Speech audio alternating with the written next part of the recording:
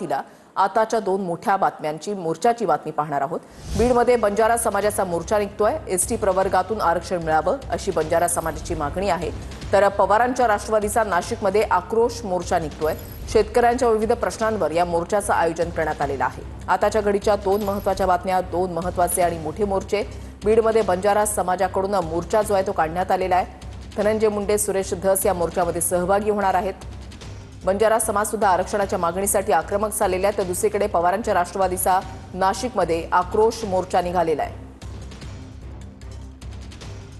थेट जाणार आहोत बीडमध्ये। अशोक काळकुटे आमचे प्रतिनिधी आमच्या सोबत आहेत। अशोक, बंजारा समाजानं जो काढलेला हा मोर्चा आहे त्याच्यामध्ये धनंजय मुंडे, सुरेश धस हे देखील सहभागी होणार आहेत। बंजारा समाज बांधवांचं नेमकं म्हणणं काय? वृषाली, आज बंजारा बांधवांचा बीडमध्ये विराट मोर्चा पार पडणार आहे आणि या मोर्चाला अवघ्या काही क्षणात सुरुवात होते।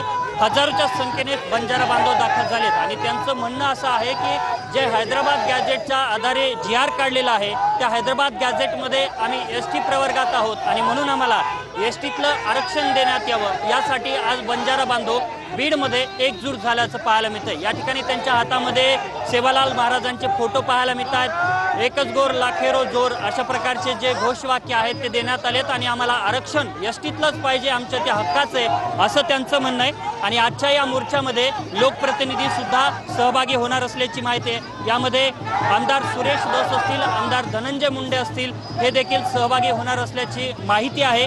दरम्यान बीड जिल्ह्यातल्या इतर सर्व लोकप्रतिनिधींनी आजच्या या मोर्चाला पाठिंबा दिलाय। तर दुसऱ्या बाजूला मनोज जरांगे पाटील यांच्याकडून देखील आता हे जर त्यांच्या नोंदी असतील तर त्यांना एसटीतून आरक्षण द्यावं अशा प्रकारे त्यांनी सुद्धा बोललेलं आहे। यामुळे आजच्या या मोर्चानंतर बंजारा बांधवांच्या या मागणीला जो पाठिंबा आहे तो वाढत असल्याचं पाहायला मिळतंय।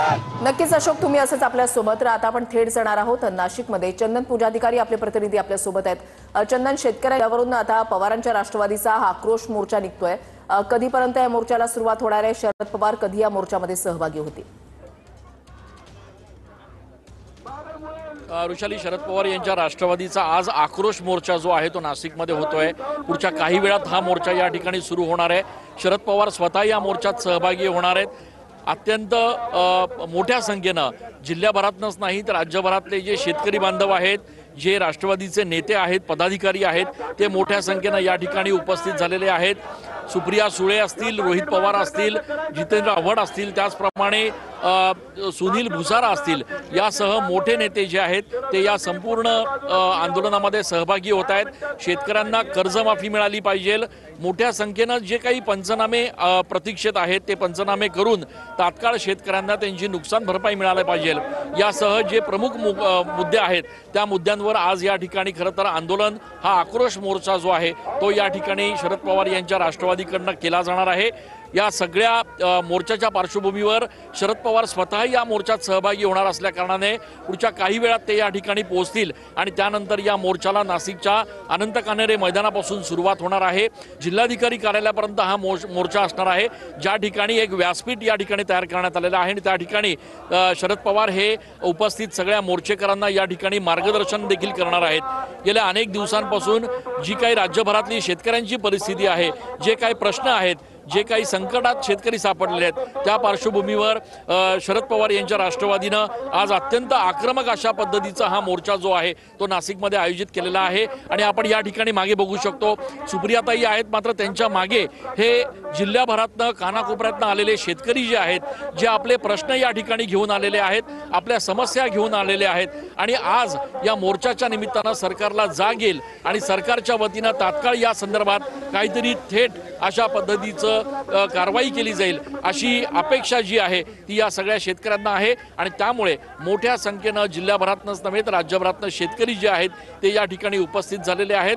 अर्थात यासोबतच राष्ट्रवादीचे बडे दिग्गज नेते जे आहेत ते देखील या मोर्चात सहभागी होणार आहेत। ढगाळ वातावरण आहे, पावसाची शक्यता आहे, मात्र असं जरी असलं तरी मोठ्या संख्येनं या ठिकाणी शेतकरी बांधव या मोर्चात सहभागी होण्यासाठी उपस्थित झालेले आहेत। वृषाली, नक्कीच धन्यवाद चंदन आणि अशोक, तुम्ही दिलेल्या सविस्तर माहितीसाठी। एकीकडे बीडमध्ये आरक्षणासाठी मोर्चा निघतोय तर दुसरीकडे आपण पाहताय नाशिकमध्ये शेतकऱ्यांच्या विविध मागण्यांसाठी पवारांच्या राष्ट्रवादीचा हा आक्रोश मोर्चा।